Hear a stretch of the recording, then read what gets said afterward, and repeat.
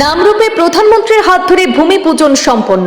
বছরে 12 লক্ষ metric ton ক্ষমতা সম্পন্ন সার কারখানার ভূমি পুজো শেষে আয়োজিত জনসভায় কংগ্রেসকে কড়া ভাষায় সমালোচনা করে পরোক্ষভাবে আসন্ন 26-এর ভোটের প্রেক্ষাপটে বিজেপির বার্তা তুলে ধরেন প্রধানমন্ত্রী। কৃষকদের কল্যাণে বরাবরই সদর্থক বিজেপি সরকার।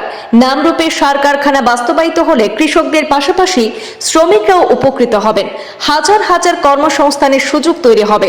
নামরূপে সার কারখানা থেকে শুধু আসাম নয়, দেশের অন্যান্য উপকৃত রাজ্য লাভবান হবে বলে মন্তব্য করেছেন প্রধানমন্ত্রী নরেন্দ্র মোদী। আজ আসামের নামরূপে আয়োজিত বিশাল জনসভায় দীর্ঘ বক্তব্যে আসামবাসীকে ভরসা দিয়ে প্রধানমন্ত্রী বলেন, বিজেপির ডবল ইঞ্জিনের সরকারের হাত ধরে অসম এগিয়ে চলেছে।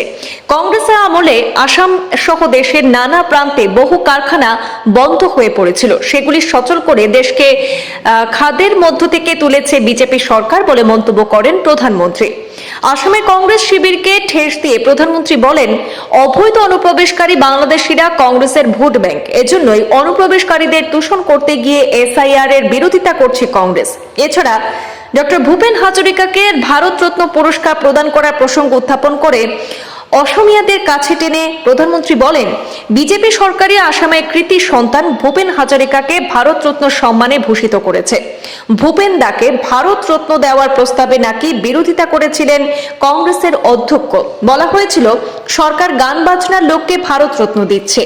এই বিরোধিতা কি আসামবাসীর জন্য অপমানজনক নয়? মন্তব্য করে কংগ্রেসের বিরুদ্ধে অসমিয়াদের তাতিয়ে দিয়ে পরোক্ষভাবে আসন্ন 26 বিধানসভা ভোটকে সামনে রেখে বিজেপির পালে হাওয়া টানেন প্রধানমন্ত্রী নরেন্দ্র মোদী। ব্যুরো রিপোর্ট, পূর্বাঞ্চল প্রতিদিন।